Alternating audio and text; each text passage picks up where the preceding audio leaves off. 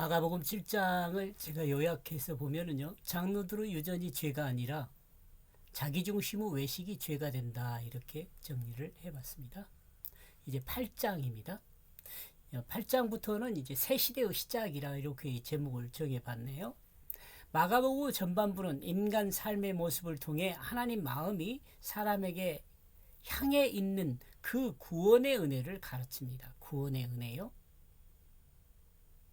여러분들이 지금까지 듣고 이런 내용을 여러분 마음에 생각이 되었는지 조금 궁금하기도 합니다. 저는 이렇게 생각했습니다.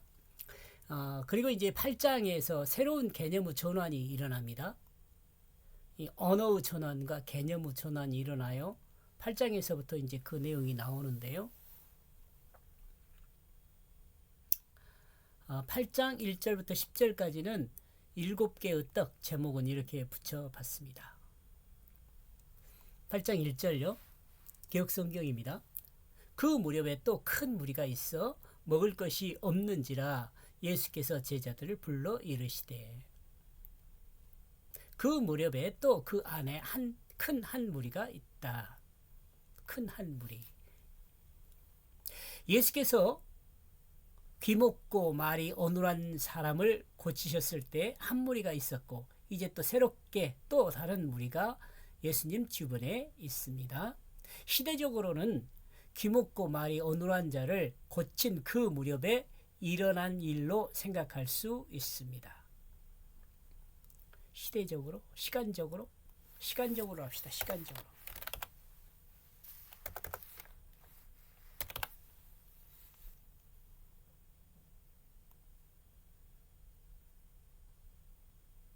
시간으로는 이렇게 볼 때 장소나 시간이 앞에서 서술한 이야기와 시간과 장소의 차이를 보이지 않고 있을 것으로 저는 이제 이렇게 생각을 했습니다. 제가 번역한 내용이요. 그리고 누구도 그들에겐 먹을 것이 없다. 그는 그 제자들을 부르게 된다. 그는 그 자신들에게 말하고 있다. 많은 무리가 예수님의 말씀을 듣고 예수님으로부터 치료와 개인적 문제를 해결받으며 모여 있습니다. 그리고 무리에게 먹을 것이 없다는 것을 예수님은 알고 있습니다. 예수님의 제자들은 예수님의 교훈과 가르침을 이해하지 못하고 있습니다.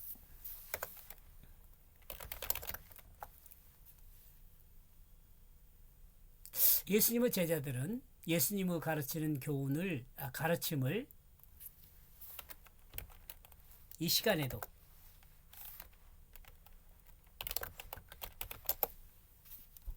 이때도 이해하지 못하고 있어요. 아직. 예수님은 제자들을 불러 제자들에게 말했습니다. 우리는 이 부분에서 제자들이 새로운 각도에서 해석하려는 시도를 하지 않고 있음을 볼 수 있습니다. 새로운 각도라기보다는 새로운 관점, 이렇게 보는 것이 낫겠죠. 예. 관점에서 해석하려는 시도를 하지 않고 있음을 알 수 있습니다. 그러므로 예수님은 제자들에게 새롭게 가르치는 말, 즉 제자들이 알 수 있는 새로운 내용으로 말할 수밖에 없었습니다. 예수님의 제자들도 예수님의 이적과 교훈을 모르는데 다른 무리들은 오죽했겠습니까?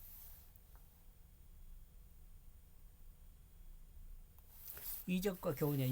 예수님의 이적을 통한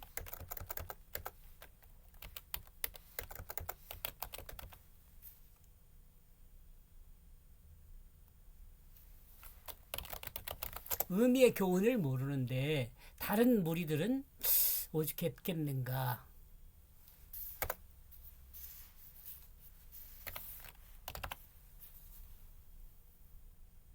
역시 예수님의 주변에 있었던 무리도 예수님 말씀을 이해하지 못한 그것은 당연한 일인지도 모릅니다.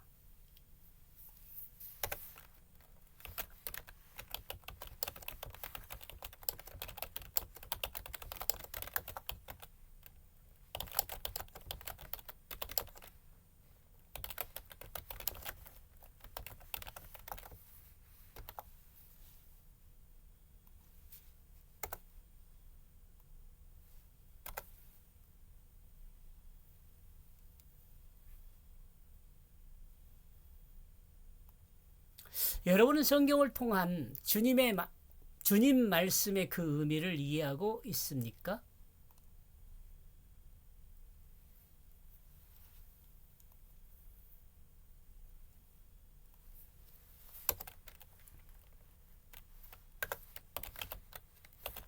이 내용은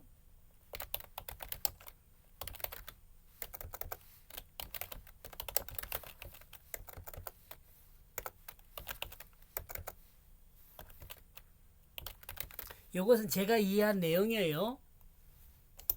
여러분 다르게 이해할 수도 있어요. 제가 내용한 내용이니까 한번 들어보세요. 예수님은 들을 수 있고 말할 수 있는 사람으로 하늘 문이 열려라 하고 명하셨죠. 하나님과 소통이 가능하게 했지만 예수님은 들을 수 있고 말할 수 있는 사람으로 하늘 문이 열려 하나님과 그 소통이 가능하게 했지만 마태복음 7장 37절에 에바다 여러분 기억하시죠? 아직 말씀의 의미에 의한 소통이 열리지 않았다는 것으로 생각할 수 있습니다.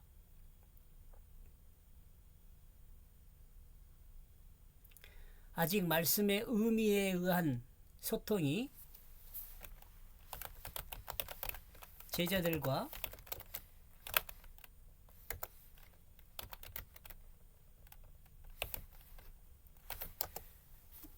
무리에게 열리지 않았다는 것을 생각해 볼 수 있습니다. 서로 말을 이해하지 못하는 것은 말하는 사람의 관점을 이해하지 못하는 것이 그 첫 번째 원인이고, 그죠?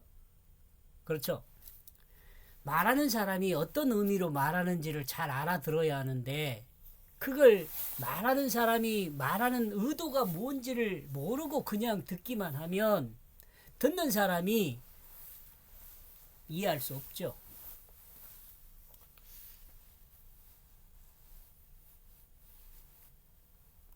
다음으로 이해를 못하는 것은 그 말에 대해서 듣는 자가 듣는 자기 관점으로 이해한다는 점입니다.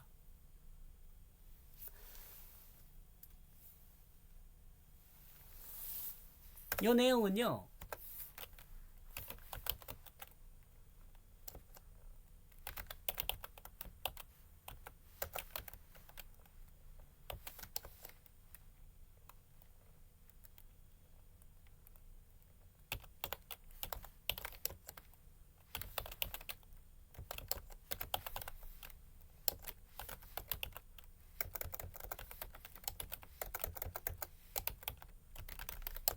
요즘 대한민국의 뉴스 내용은 헌재 재판이죠. 헌재 재판.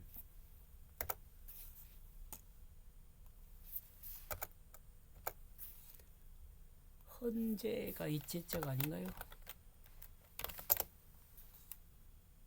헌재의 재판이죠. 저는 이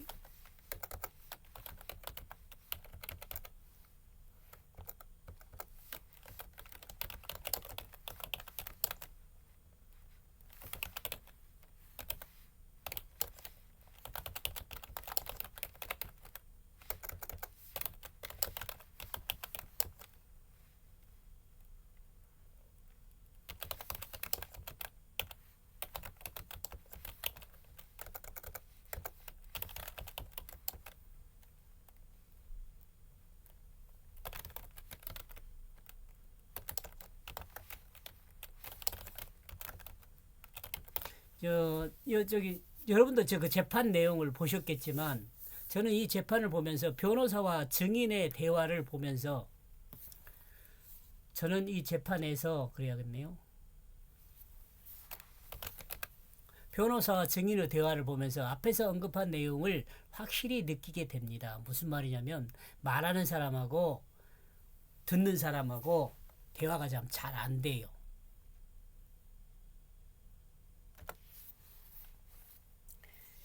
그럴 때 제가 이런 생각을 해봤어요. 변호사가 모를 때 증인이 대답하는 것은 나는 지금 어떤 대답을 원하고 있습니다. 이렇게 말하면 어떨까 그런 생각도 했어요. 아무튼요. 그 대화라는 게요. 그 대화잖아요. 대화라는 게 소통이 안 되면 그 결과가 서로 맞지 않게 되겠죠. 서로가. 대화 소통에 있어서 기본적인 것은 화자의 의도를 파악하는 것입니다. 그죠? 화자의 의도를 파악하는 것이에요. 의도가 뭔지를. 자신이 알고 있는 것이나 자신이 알고 싶은 지식으로 화자의 말을 이해하면 그것은 오해가 될 가능성이 많죠.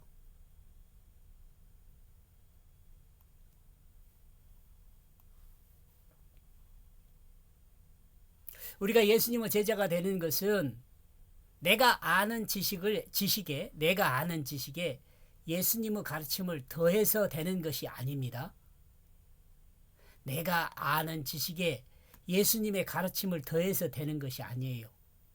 예수님의 제자가 된다는 것은. 예수님이 생각하는 방향으로 보고 듣고 말하는 사람이 되어야 예수님의 제자가 되는 거죠. 이러므로 예수님이 생각하는 것과 같이 생각하는 것이 곧 성령을 받음입니다. 성령 받은 게 뭐냐? 예수님이 생각하는 것과 같이 생각하는 것, 그게 성령 받은 사람이에요. 이는 예수님의 관점을 이해하는 것과 같은 말입니다. 또한 이 일을 통해 하나님의 마음을 이해하는 것과 같은 것입니다. 이와 같은 사람이 성령 받은 사람이요 거듭난 사람입니다. 그리고 이와 같은 것을 알고 있는 그것으로 완성된 의로운 사람은 아닙니다. 그리고 이와 같은 것을 알고 있다고 해서 알고만 있는 사람, 이와 같은 것을 알고만 있는 사람, 있는 그것만으로 완성된 의로운 사람이 아닙니다.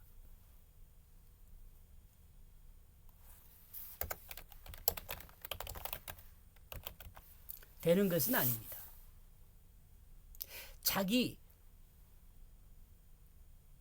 자신의 욕심을 따른 그 자기중심의 마음을 죽이고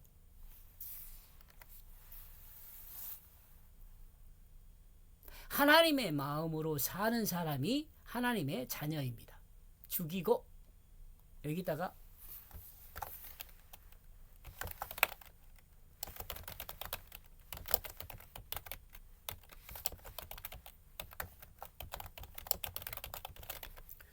예수 그리스도의 십자가의 죽었음을 믿음, 예수 그리스도의 그 십자가에 자기가 죽었음을 믿는, 그러므로 자기 중심이 죽는 거죠. 하나님의 마음으로 사는 사람이 하나님의 자녀입니다.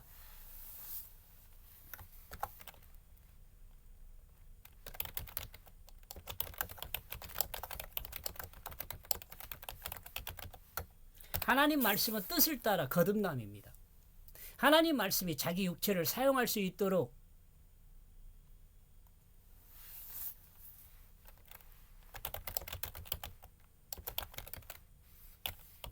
자기 마음 중심을 내어주는 사람이 하나님을 사랑하는 것임을 알았으면 좋겠습니다.